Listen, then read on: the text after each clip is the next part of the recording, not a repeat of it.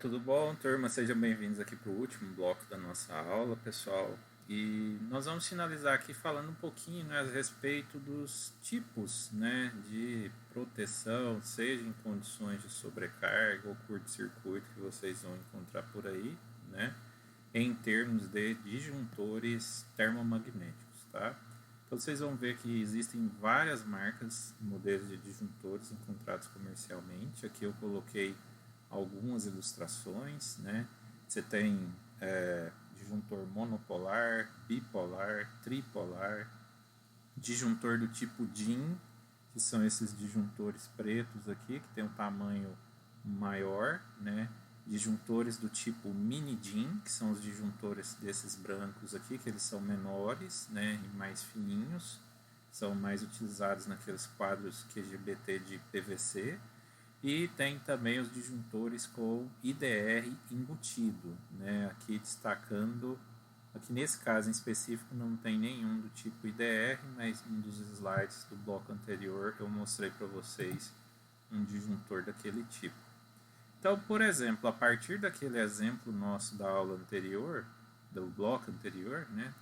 Nós chegamos à conclusão que seria um disjuntor entre 30 a 35 amperes. Então, nesta faixa, nós vamos ter aqui basicamente esse disjuntor de 32 amperes da Siemens. Tá? Nesse caso aqui, esse meu disjuntor, eu tenho a opção dele monopolar curva tipo B e curva tipo C. Tá?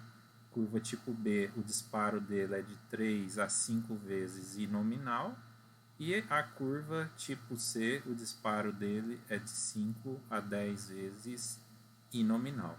Tá? E esse disjuntor ele suporta até níveis de curto de 3 kA, considerando que a nossa corrente de curto presumida que nós determinamos deu aproximadamente 1.700 amperes, né? Então ele conseguiria extinguir curtos desse patamar. Então ou seria esse 5SL1 132.6 MB ou então o final 7 MB. Então assim, pessoal, que vocês fazem a seleção do seu disjuntor comercialmente. Vocês vão no catálogo do fabricante e verificam as informações. Esse mesmo disjuntor que nós escolhemos, ele traz aqui também, né, essa informação aqui, só confirmando, né, que ele é capaz de atuar, pode operar em sistemas 220, 380 volts, que ele suporta até correntes de curto de 3 kA, tá? Bom, pessoal, a partir dessas informações, nós basicamente encerramos a parte de dimensionamento de condutores fase, tá? Então, encerramos com essa parte da proteção. E aí, só relembrando, já falei para vocês a respeito do dimensionamento do condutor neutro, tá? Basicamente, a gente precisa fazer essas considerações aqui sobre distorções harmônicas, tá?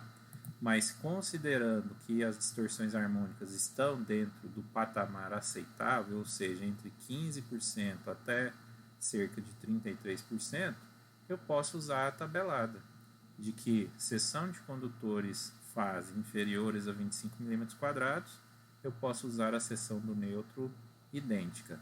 Acima de 25 mm², exemplo, 35, 50, 70 mm, aí eu posso usar esses respectivos condutores de neutro aqui apresentados. Caso você queira calcular a corrente, né, no neutro, né, e aplicar um fator de correção, aqui traz uma fórmula. Eu ressalto para vocês que não há necessidade, né, pensando que é uma instalação elétrica residencial, porém se fosse uma instalação comercial ou industrial, aí seria interessante vocês levarem em consideração aí esse fator de correção, que seria esse daqui, tá? Então, aqui você tem aqui o cálculo, né, da sua corrente considerando as distorções harmônicas, e a partir, né, dessa nossa corrente aqui eficaz que você calculou no slide anterior, você calcula a corrente de neutro como sendo um fator de distorção harmônica vezes aquela corrente de eficaz que você levantou, tá? E aí, dependendo do fator que tiver aqui, é o valor que você multiplica pelo valor da corrente eficaz, tá? E aí, naturalmente, aí você vai ver lá na tabela de condutores se ele vai ou não suportar e se você precisa ou não pegar uma seção de condutor mais elevada. Aqui, pessoal, só para fechar, né, vamos falar a respeito da seção mínima do condutor de proteção, tá? A seção mínima do condutor de proteção você também vai aplicar a integral de Joule e você pode usar já a equação na qual você isola o S. Então, você vai ter a raiz quadrada do I quadrado T dividido pelo K, tá? Então, você vai aplicar essa nossa equação. Alternativamente, você pode usar a tabelada, tá? E geralmente funciona muito bem. Seção de condutores fases menores ou iguais a 16 mm², você pode usar automaticamente a mesma seção de condutor de proteção. Seções superiores, aí dependendo do intervalo, você tem aqui as especificações de cada tipo, tá? Algumas características que a gente tem que falar do condutor de proteção. A primeira delas, um condutor de proteção pode ser comum a 2 ou mais circuitos. Então, se você tiver dentro de um mesmo eletroduto, 4 circuitos, você pode ter um único condutor de proteção para eles, tá? Desde que esteja instalado no mesmo eletroduto. Você não pode compartilhar o mesmo nêutro para vários circuitos, porém, um condutor de proteção você pode. Se você calcular pela fórmula, você deve considerar a corrente de falta presumida mais severa, tá? Caso você queira aplicar aquela fórmula, se você usou tabelada, tranquilo. Desde que você selecione com base na maior seção do condutor deste circuito.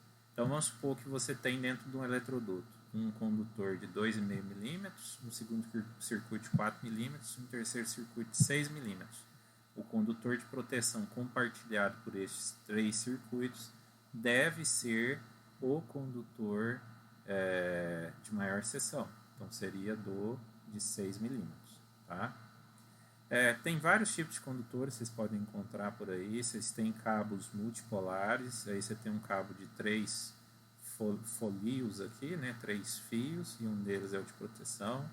Você tem o fio rígido, você tem aquele cabo multifilar, né, que é o cabo trançadinho. Você tem condutores de cobre nu, que não é muito utilizado. Você tem cabos de proteção que tem blindagem externa, e aí isso aqui geralmente é usado em locais que tem muitos equipamentos para telecomunicações, tá? E você pode também utilizar o próprio eletroduto como blindagem, né? Nesse caso, geralmente é utilizado em instalações aparentes, onde você tem eletrodutos metálicos, tá?